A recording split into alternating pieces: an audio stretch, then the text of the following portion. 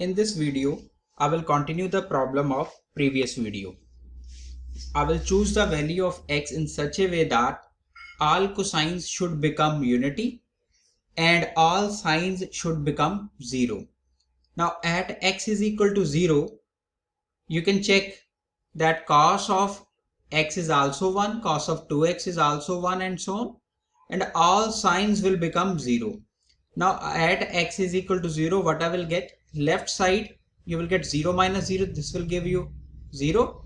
On the other side I will get minus pi square by 3 plus 4 times I will get 1 upon 1 square minus 1 upon 2 square plus 1 upon 3 square minus 1 by 4 square plus so on. All signs will become 0. Or 4 times 1 upon 1 minus 1 square minus 1 by 2 square plus 1 by 3 square minus 1 by 4 square plus so on. This is equal to pi square by 3.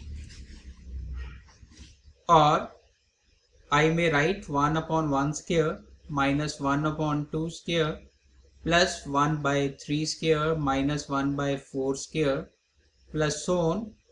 This is equal to pi square by 12. So this is our final deduction. This is our final result. I hope all of you have understood the problem. If it is clear, you may like and subscribe the channel. Like the video and subscribe the channel. Thank you.